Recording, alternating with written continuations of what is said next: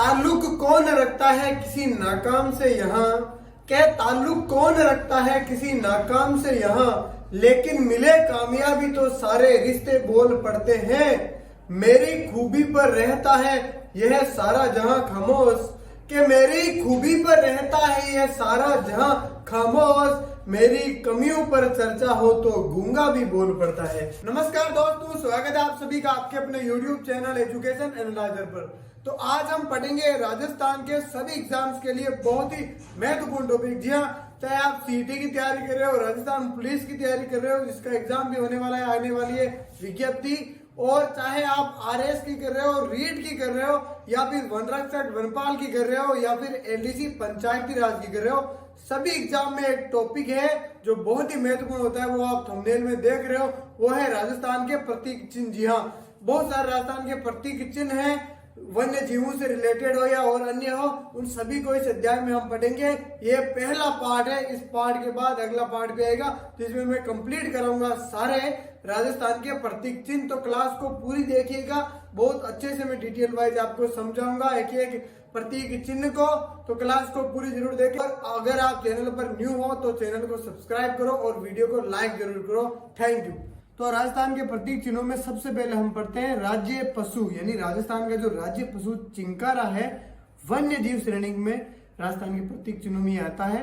तो सबसे पहले हम क्या पढ़ेंगे, चिंकारा। सबसे पहले आप चिंकारे की तस्वीर देख सकते हो, ये देखो, ये हिरण के जैसे दिखने वाला एक जीव होता है, वन्य जीव होता है। देखो चिंकारा, ये चिंकारा है किसी जंगलों में, और इसके बारे में सबसे पहले ये पढ़ते हैं कि इसको राज्य पशु का दर्जा कब दिया गया। तो 22 मई, ये 22 मई 1981, कब 22 मई 1981 को चिंकारा को राज्य पशु बनाया गया राजस्थान का। तो राजस्थान का राज्य पशु क्या है, चिंकारा है, और इसको कब बनाया गया, 23 मई 1981 को। अब है कि चिंकारे का वैज्ञानिक नाम क्या है, कि चिंकारे का क्या है वैज्ञानिक नाम है। आपके एग्जाम में पूछा है, आरपीएससी आरएसएमएसबी के किसी भी एग्जाम में पूछ ले कि राजस्थान के राज्य पशु चिंकारे का वैज्ञानिक नाम बताओ, तो उसका वैज्ञानिक नाम गजेला। गजेला क्या है, गजेला गजेला गजेला गजेला। क्लियर। तो ये चिंकारा। अब एक बार इसके बारे में खूबी बता देता हूं, ये चिंकारा आपको हिरण के समान ही देखने को मिलेगा। अभी टेक्निकल टीम, अभी जब मैं इसको पीपीटी लेने उनके पास गया था, तब उन्होंने बोला था कि सर एक मिस्टेक हो गई है, चिंकारे की फोटो में नहीं मिल रही थी, हमने हिरण की फोटो लगाई थी। मैंने कहा ऐसा क्या, मैंने पीपीटी में हिरण की फोटो लगाई थी। तो फिर पता चला कि हिरण की ही फोटो है, ये चिंकारे की ही फोटो है, वो हिरण समझ रहे हैं इसको, क्योंकि दोनों में बहुत ज्यादा समानता होती है। तो ऐसा भी कई बार हो जाता है। आप में से कई ऐसे होंगे जिनको नहीं पता कि ये हिरण है चिंकारा, जिन्होंने चिंकारे की तस्वीर पहली बार देख रहे हो, वो तो इसको हिरण ही समझेंगे। तो ये समांतर ही होते हैं दोनों। एक इनमें खासियत ये होती है कि जो ये सींग होते हैं ना, इनके ये सींग देख रहे हो आप, चिंकारे के सींग कभी भी टूटते नहीं है, जीवन भर रहते हैं, और हिरण के सींग टूटते रहते हैं जीवन में, ये बात होती है। अब ये जो चिंकारा होता है वो एंटीलोप प्रजाति का जीव है। किस जीव प्रजाति का जीव है, एंटीलोप। चिंकारों के लिए नाहरगढ़ अभ्यारण्य जयपुर प्रसिद्ध है। जी हाँ, नाहरगढ़ अभ्यारण्य है ना, जो जयपुर का नाहरगढ़, इस अभ्यारण्य में चिंकारे बहुत ज्यादा, ये अभ्यारण्य चिंकारों के लिए प्रसिद्ध है। क्लियर है। और राज्य में जो सर्वाधिक चिंकारे है ना, वो जोधपुर में है। जोधपुर जिले में सबसे ज्यादा चिंकारे पाए जाते हैं, देखे जा सकते हैं। कहाँ देखे जाते हैं, जोधपुर में। फिर बोले मुंह इसका होता है, और सुंदर चक्राकार सींग होते हैं इसके।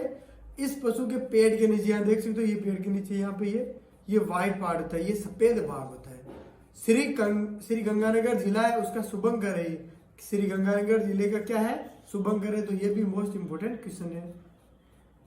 चलो आगे हम पढ़ते हैं गोडावन। जी हाँ, राज्य पक्षी गोडावन, ये देखो, ये है राज्य पक्षी गोडावन। जिन्होंने नहीं देखा वो देख लो भाई, आपको पहली बार मैं दिखा रहा हूँ यूट्यूब पे पहली बार ऐसा हो रहा है कि आपको चिंकारा दिखा रहा हूँ मैं, सॉरी गोडावन दिखा रहा हूँ, चिंकारा तो मैंने आपको दिखा दिया।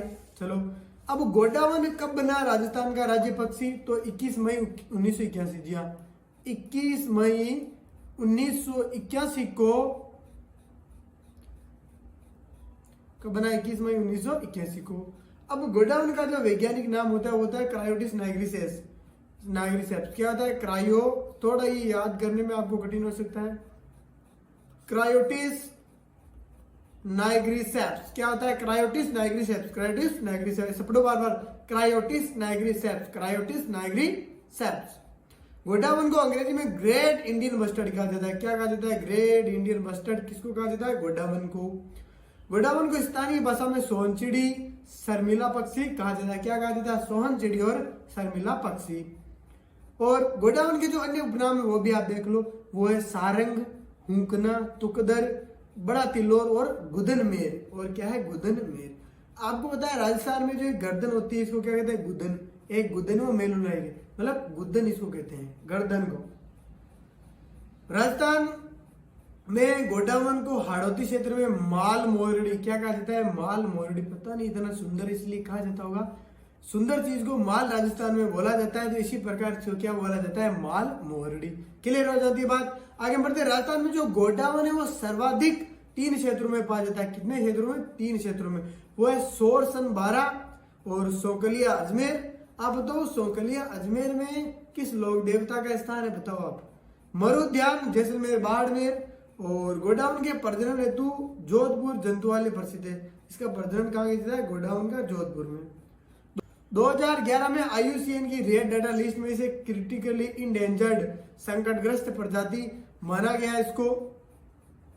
गोडाउन के संरक्षण के लिए जो राज्य सरकार है वो विश्व पर्यावरण दिवस यानी 5 जून 2013 को राष्ट्रीय मरु उद्यान जैसलमेर में प्रोजेक्ट ग्रेट इंडियन मस्टर्ड प्रारंभ किया था। क्या हुआ? 5 जून 2013 को जो राष्ट्रीय मरु उद्यान जैसलमेर है वहां पर गोडाउन के संरक्षण को, गोडाउन को बचाने के लिए प्रोजेक्ट ग्रेट इंडियन मस्टर्ड प्रारंभ किया गया। यह प्रोजेक्ट प्रारंभ करने वाला राजस्थान भारत का प्रथम राज्य है। देख लो कितनी बड़ी बात है। 1980 में जयपुर में गोडाउन का पर पहला अंतरराष्ट्रीय सम्मेलन भी आयोजित हुआ 1980 में। नेक्स्ट हम पढ़ते हैं राज्य पुष्प रोयडा। जी हाँ, रोयडे को राज्य पुष्प का दर्जा कब मिला? 1983 में। जिन्होंने रोयडा नहीं देखा भाई वो देख लो, शेर के बच्चों, ये होता है रोयडा, पीले पीले इसके फूल होते हैं, देख लो। रोयडे का वैज्ञानिक नाम टिकोमेला अंडुलेटा। क्या है? टिकोमेला, टिकोमेला अंडुलेटा। क्या है? टिकोमेला अंडुलेटा। ये भाई हो जी रोयडे की बात। रोयडे को राजस्थान का सागवान तथा मरु सोपा कहा जाता है। क्या कहा जाता है? राजस्थान का सागवान यही है भाई, और इसे मरु सोपा कहा जाता है। रोयडा पश्चिमी क्षेत्र में सर्वाधिक देखे जाने वाला पुष्प है और रोयडे के पुष्प मार्च अप्रैल में खिलते हैं। रोयडे के पुष्प का रंग गहरा केसरिया हिरमिच पीला होता है। गहरा केसरिया हिरमिच पीला होता है। जोधपुर में रोयडे के पुष्प को मारवाड़ टीक कहा जाता है। क्या कहा जाता है? मारवाड़ टीक। जो रोयडे को जरविल नामक रेगिस्तानी चूहा नुकसान पहुंचा रहा है। जरविल नामी जो रेगिस्तानी चूहा होता है वो इसको नुकसान पहुंचा रहा है, वो उसको काट रहा है। तो नेक्स्ट हम पढ़ते हैं राज्य वृक्ष खेजड़ी। जी हाँ, बहुत ही महत्वपूर्ण, राजस्थान में सबसे ज्यादा पाया जाने वाला ये पेड़ है, वृक्ष है। खेजड़ी को राज्य वृक्ष का दर्जा 31 अक्टूबर 1983 को दर्जा दिएगा। खेजड़ी की तो इमेज दिखाने की मुझे लगता नहीं आवश्यकता होगी, अगर आवश्यकता है आपको तो ये बहुत ही बुरी बात है भाई। तो 5 जून 1988 को विश्व पर्यावरण दिवस के अवसर पर खेजड़ी पर 60 पैसे का डाक टिकट जारी किया गया था। कब किया गया था? 5 जून 1988 को विश्व पर्यावरण दिवस के अवसर पर खेजड़ी पर 60 पैसे का डाक टिकट जारी किया गया। खेजड़ी का वानस्पतिक नाम प्रोसोपिस सिनेरिया है। क्या है खेजड़ी का वानस्पतिक नाम? प्रोसोपिस सिनेरिया। और खेजड़ी को राजस्थान का कल्प वृक्ष, थार का कल्प वृक्ष, रेगिस्तान का गौरव आदि नामों से जाना जाता है। खेजड़ी को वंडर ट्री व भारतीय मरुस्थल का सुनहरा वृक्ष भी कहा जाता है। क्या कहा जाता है? वंडर ट्री और भारतीय मरुस्थल का सुनहरा वृक्ष क्यों कहा जाता है? क्योंकि खेजड़ी एक ऐसा वृक्ष है दोस्तों जिसमें आप देखोगे कि जब खेजड़ी को बनने में इतना समय लगता है, पहली बात तो ये खेजड़ी पूरा वृक्ष का रूप धारण करती बहुत समय लेता है, वर्षों लग जाते हैं। अब इसके बाद इसमें जैसे आप पशुओं को चारा चाहिए तो उसका लूम या लूम मिल जाता है, उसकी जो पत्तियां होती है खेजड़ी की उनको लूम या लूम कहा जाता है। अब फिर अगर आपको सब्जी बनानी है तो सांगरिया जो उसके लगते हैं फल, खेजड़ी का जो फल होता है उसको सांगरिया या खोखा कहा जाता है, राजस्थान में उसका प्रयोग हो जाता है। उसके बाद जो लकड़ियां बचती है लूम को निकालने के बाद, यानी खेजड़ी की पत्तियों को निकालने के बाद जो छड़ियां कहते हैं, छल्ले जिसे कहते हैं, उसको बालने बास्ते के रूप में, ईंधन के रूप में काम में लिया जाता है। तो इस प्रकार से राजस्थान का ट्री सुनहरा वृक्ष है, या कल्प वृक्ष है, या वंडर ट्री है। अब खेजड़ी के सर्वाधिक वृक्ष जो है वो शेखावाटी क्षेत्र में देखे जा सकते हैं, और जिले के रूप में नागौर जिले में सबसे ज्यादा देखे जा सकते हैं। खेजड़ी वृक्ष की पूजा विजयादशमी यानी कि आज ही के दिन, दशहरे के दिन, आज में शुक्ल पक्ष की 10वीं को अवसर पर की जाती है। खेजड़ी के वृक्ष के नीचे गोगाजी और झुंझार बाबा के मंदिर बने होते हैं। किनके बने होते हैं? खेजड़ी के वृक्ष के नीचे गोगाजी और झुंझार बाबा के मंदिर बने होते हैं। खेजड़ी को विष्णुई संप्रदाय में शमी कहा जाता है। क्या कहा जाता है? शमी।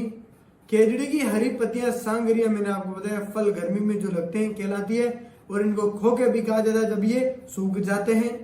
खेजड़ी का पुष्प मीजर कहा जाता है, और पांडुओं ने अज्ञातवास के दौरान अपने अस्त्र शस्त्र खेजड़ी के वृक्ष पर छिपाए थे। बहुत बड़े बड़े खेलने के खेलने होते हैं बहरे, तो यहाँ पर छिपाए थे। वैज्ञानिकों ने खेजड़ी के वृक्ष की आयु को 5000 वर्ष बताई। खेजड़ी की आयु कितनी बताई? 5000 वर्ष। तो एक चीज और आती है कि खेजड़ी का सबसे पुराना वृक्ष राजस्थान में कहाँ है? तो राजस्थान में सबसे पुराने वृक्ष खेजड़ी के 2 वृक्ष हैं, वो 1000 पूर्व पुराने हैं। वो है मांगली आवास गांव अजमेर में। क्या है? मांगली आवास गांव अजमेर में, जिनका आज संरक्षण भी किया जाता है। फिर आती है कि खेजड़ी के वृक्ष को सिलेस्ट्रेना व ग्लाइकोड्रमा नामक कीड़े नुकसान पहुंचा रही। 2 कीड़े इनका वैज्ञानिक नाम है, सेलेस्ट्रेना व ग्लाइकोड्रमा। ये 2 कीड़े इसको नुकसान पहुंचा रहे खेजड़ी के वृक्ष को। माटो बीकानेर के शासकों द्वारा प्रतीक चिन्ह के रूप में खेजड़ी के वृक्ष को अंकित कराया गया था। खेजड़ी के लिए प्रथम बलिदान अमृता देवी बिश्नोई ने 1730 में 363 यानी 69 महिलाएं और 294 पुरुष लोगों के साथ जोधपुर के खेजड़ी गांव या गुड्डा बिश्नोई गांव में भाद्रपद शुक्ल 10वीं को बलिदान दिया था। आप सभी को पता है अमृता देवी बिश्नोई के नाम से आज राजस्थान में सब जानते हैं इनको।